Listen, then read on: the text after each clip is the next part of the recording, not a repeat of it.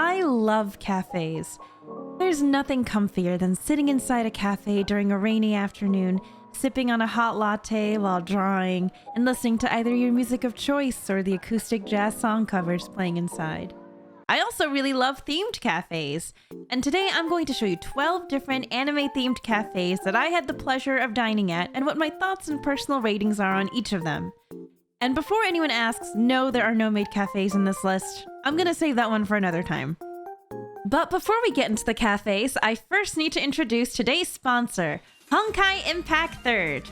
So I'll be honest, sci-fi plotlines and mecha-esque armor is not really a thing that interests me all that much. But the thing that stuck out to me the most about Honkai was its visually stunning gameplay and the music soundtrack.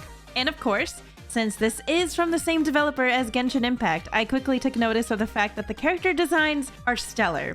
Take for instance, Elysia. There's just something about her that really speaks to me, you know? Gee, I wonder what it could possibly be. The Valkyrie suit they gave her for the Elysian Realm story is absolutely breathtaking. She's elegant, cheery, sweet. She's everything I want to be.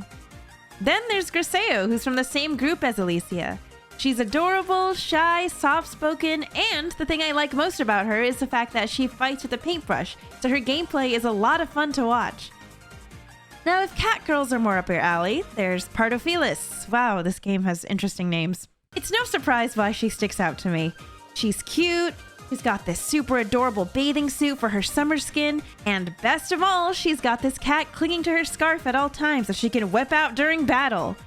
So, a pink-haired girl, an artist, and a cat girl with a cat. It's like they were made to get my attention. There's a character for everyone, so if you're interested in a game with really flashy, energetic combat, a roster made up entirely of pretty girls, and a more sci-fi aesthetic, then consider trying out Honkai Impact today. The first type of cafe we're going to explore are the Popup Walkup cafes. Pop-up cafes are the most common type you'll see when it comes to anime collaborations.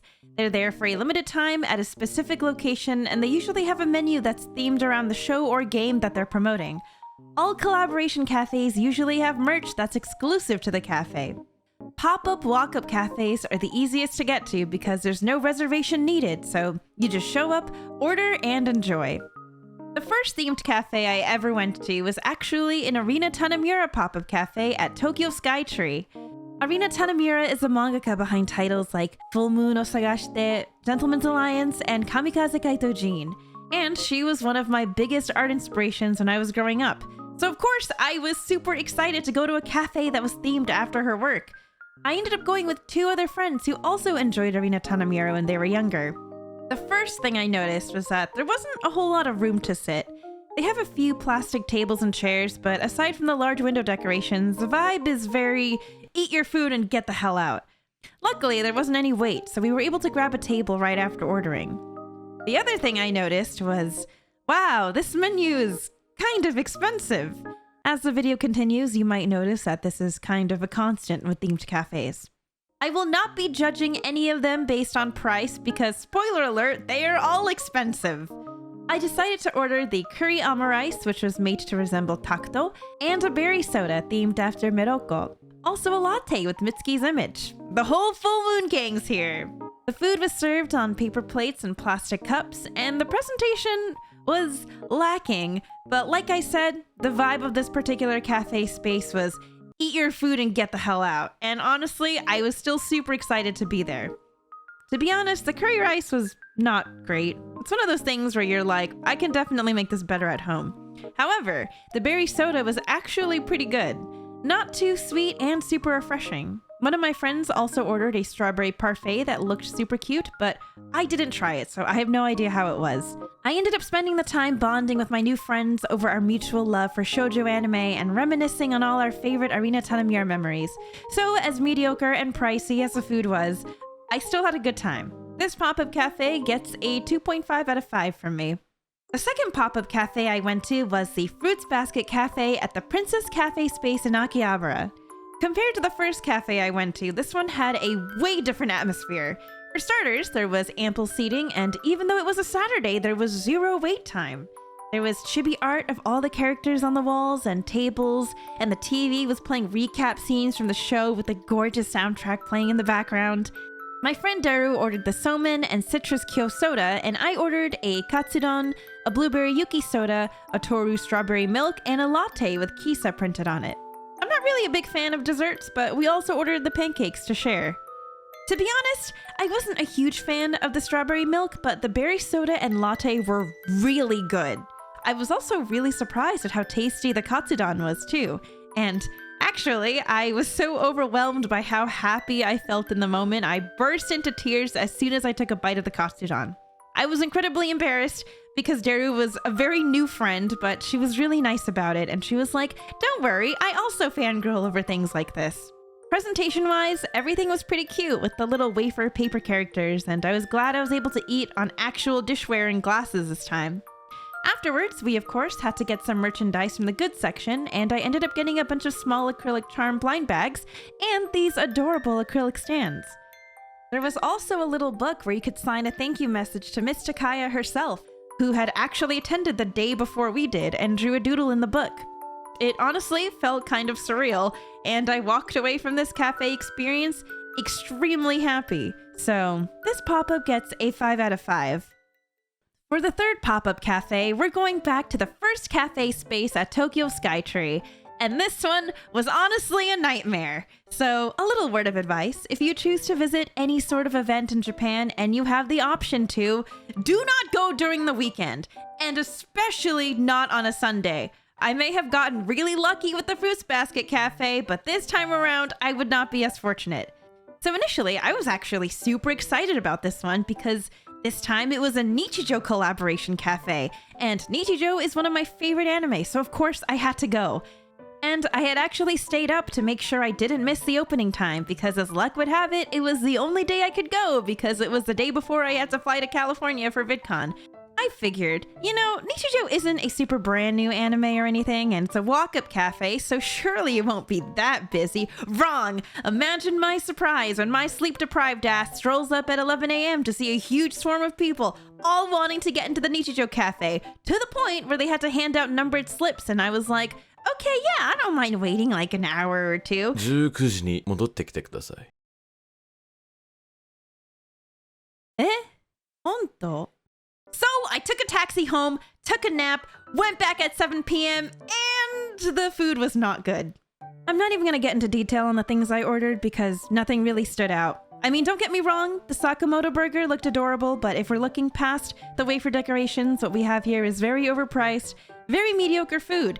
And of course, since this is the same place that had the Arena Tanamura pop-up, it was served in the usual paper plates and plastic cups. But of course, I was sort of expecting this, so at the end of the day, I'm not waiting 8 hours for spectacular food. I'm waiting 8 hours for Nichijou, and that's what I got. So I had no regrets. 1 out of 5. Now, the second type of cafe I'm going to introduce is the Popup Reservation Cafe.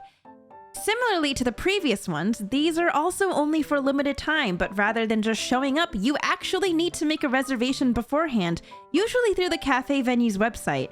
If the anime is new and or very popular, you'll likely have to make a reservation, like if it's a Spy Family collaboration or a Chikawa collaboration. The menu is still a bit pricey, but you can expect to see a higher quality in both presentation and taste. The first reservation cafe I went to with Daru was the Mofusan Cafe at the Box Cafe and Space in Shinjuku. Mofusan is a series of some of the cutest, chubbiest little kitties you've ever seen, drawn by an illustrator who goes by the name Juno. You might have even seen some of these cute cat illustrations on either Twitter or Instagram. So technically not an anime, but it was so stinking cute, we had to go. The atmosphere was cute and pretty simple, with illustrations of the cats covering the walls and this giant shark cat plush. I ordered a burger, a sparkling lime soda, a cafe latte, and a cat ice cream parfait. Daru ordered the fried shrimp sandwich and a taiyaki dessert made to look like a cat's head was stuck in it. The food was all so adorable. We genuinely had trouble starting because we didn't want to ruin it. And surprisingly, it was actually really, really tasty. I completely annihilated my plate because I was enjoying it so much. Everything on that plate was delicious. The burger, the salad, the potatoes, the drinks were also really good, and the parfait was pretty good, but I couldn't finish it because, like I said, not a big fan of desserts. But luckily for me, Daru is, so she happily took it off my hands. Afterwards, we took a look at all the cute merchandise in the merch corner and talked ourselves out of buying everything in sight. Overall, it was a really fun time, and my tummy was very happy. 5 out of 5. The second reservation cafe I went to with Daru is the Sailor Moon Cafe, located in the Sailor Moon Museum in Roppongi. This museum is here until the end of the year, so if you find yourself in Japan within the next 3 months and you're a big Sailor Moon fan, I definitely recommend checking this exhibit out. Now, you don't necessarily need a reservation for the cafe, but you do need to book a ticket reservation for the museum that it's in. So I'm counting it in the category of pop-up reservation cafes. The exhibit is really pretty, and Daru was losing her mind from happiness every step of the way, so it was her turn to be the teary-eyed fangirl. It was a Sunday, which we all know is a very busy day, so we ended up waiting around an hour to get a table at the cafe. The food was, of course, very cute and actually pretty good. I ordered the slider plate. One had shrimp and egg, and the other had tuna and pesto. It came with pickled veggies and a side salad with what I think was blue gelatinized salad dressing, and also a side of potato puree that was dyed pink. Interesting color choices, but they tasted good, so I'm not gonna knock it.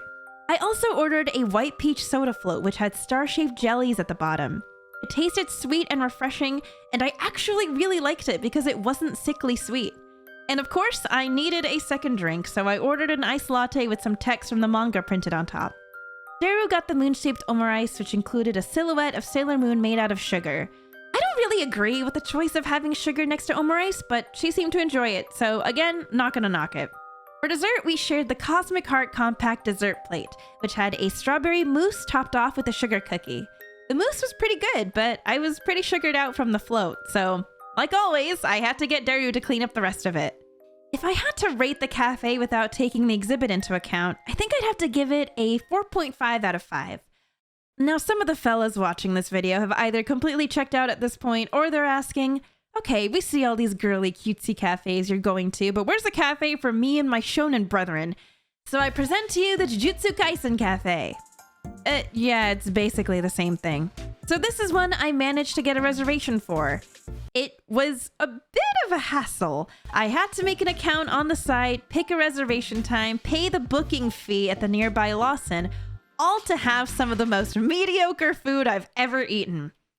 The atmosphere was fine. I wasn't a huge fan of the plastic screen thing they had because it made sharing food difficult, but we did get some free file folders and, of course, free coasters with every drink purchase. I ordered a panda breakfast sandwich thing, and I'm gonna be honest, it sucked. The egg was nice and gooey, but aside from that, it tasted abysmal. Didas's meal was, I think, slightly better, but he wasn't really all that into it either. The drinks were fine, nothing to write home about, but they were fine. Now, the real highlight of this cafe, if you could believe it, was the dessert. The dessert was actually really freaking good. The cake was nice and fluffy, the cream was light and tasty, especially with the fruits and tart sauce, and there was even some strawberry jam and vanilla ice cream in the middle of the cake. This was probably one of the best desserts I'd eaten at any of the cafes. So, as you can probably tell, these cafe menus can be hit or miss depending on what you order. You just have to hope and pray you won the menu RNG and picked the tastiest items. In this case, I think I picked the worst possible meal choice, but arguably the best dessert option. There was of course a merch section in the store, but I wasn't really interested in anything. Jujutsu Kaisen Cafe gets a 2.5 out of 5 for me. The only thing that earned points was the very tasty dessert. Now that you've heard about pop-up cafes, let's talk about permanent walk-up cafes. These cafes are, like the name suggests, permanent, and you go any time of the year because they're not going anywhere. There's not a whole lot of these, and the only ones I could find that didn't require a reservation were dedicated character cafes. First one in this category is the Cinema Roll Cafe in Shinjuku. I was interested in this one because they were doing a limited time collaboration with Hatsune Miku. It was a Monday, and nobody was available that day to go with me, so I went on a date with myself. I thought I was being smart by going at opening time on a Monday morning, but of course, since it's a collaboration with Queen Miku, there was already a huge line when I got there. I ended up waiting 2 hours to finally get seated, and during that time, I decided I would order 2 things from the Miku collab menu and 2 things from the regular Cinema Roll menu. I ordered the tropical mango soda, which was really freaking good. It was like a club soda mixed with fruit puree, so it wasn't too sweet at all. And at this point, I realized I had a thing for bubbly, fruity soda water. Unfortunately, the green yasai juice I ordered off the Miku menu was not as good. Honestly, it was kind of gross. It was like a cup of vegetable juice, which by itself was not bad, but it had a thick layer of Cool Whip on top, and I was really not into it. I could only drink half. Also from the Miku menu was the green onion and tuna pasta.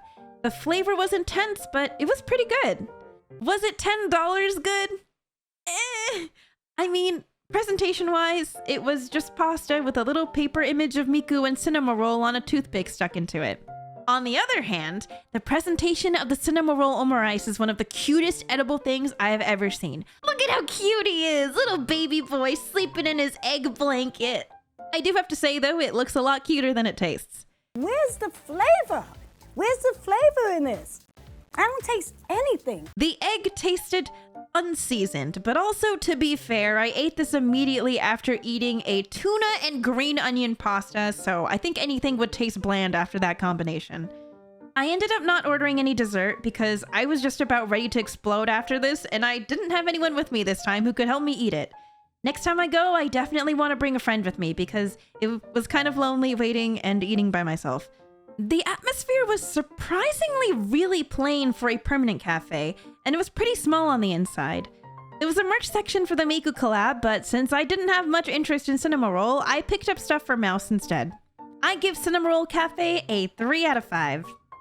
The next permanent walk-up cafe is also a Sanrio character cafe, but this time for my personal favorite, PomPom Puddin'. And first off, I'm not biased or anything, but this is hands down the cutest, most visually appealing cafe that I have been to so far.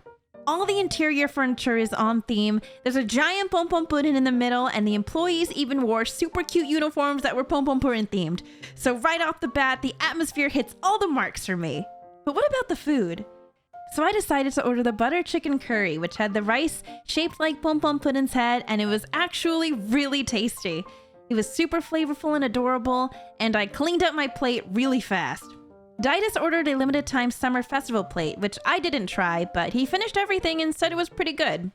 We also ordered drinks that came with whipped cream and a little chocolate PomPom Puddin' at the top. I had a mango lassi, and it was good, but a bit too sweet for my liking. So next time I go, I might just get a regular drink. For dessert, we had to order the custard pudding since, you know, the theme of the character. But I was pretty full at this point, so I could only get a few bites in. It tasted like any other custard flan or pudding that you'd find in Japan, except this one was in a cute round glass with Puddin's face on it. Of course, there was a little merch section in the cafe, and I brought home my own Puddin glass.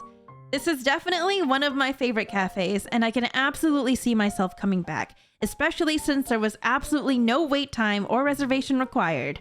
5 out of 5. The third permanent walk-up cafe I visited was the Shirohige Cream Puff Factory in Setagaya. Unlike the busy, bustling streets of Shinjuku and Harajuku that the other two were at, Shirohige is located in a really peaceful green area right by the station. You might notice the Studio Ghibli memorabilia as you walk in, and that's because this cafe specializes in Totoro-shaped cream puffs. They have different custard flavors depending on the season, like peach and mango, and they also have a selection of other Totoro-themed sweets available for purchase. So the bottom floor is the bakery, but if you go upstairs, you can enjoy a meal in the cafe and order those same Totoro cream puffs to eat in. We ordered 2 cafe au laits, a sausage and salad plate with an assortment of bread, and a toasted pressed sandwich with roast pork, ham, cheddar, pickles, and roasted potatoes. It was so crispy and tasty. If I had to describe it in a word, it would be comfort. Speaking of which, the whole vibe of the cafe was extremely comfy and perfectly fit the Ghibli theme. We of course had to end the meal with a Totoro cream puff, and it was so cute I had trouble cutting into it with my fork. We ordered the regular custard vanilla flavor, and it was pretty good. But as usual, I couldn't finish it.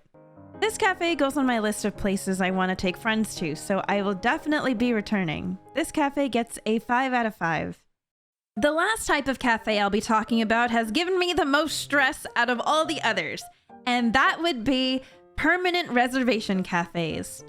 Unlike other permanent cafes where you can just stroll up and maybe wait for a bit, these ones require a reservation, and you'd think it'd be easy to get a table at these because they're here year-round, but you'd be wrong! Let's start with the easier one. The Straw Hat Cafe at the Ghibli Museum in Mitaka. Similarly to the Sailor Moon Museum Cafe, you don't actually need to book a reservation at the Straw Hat Cafe, you just need to purchase a ticket to the Ghibli Museum so that you can access the cafe.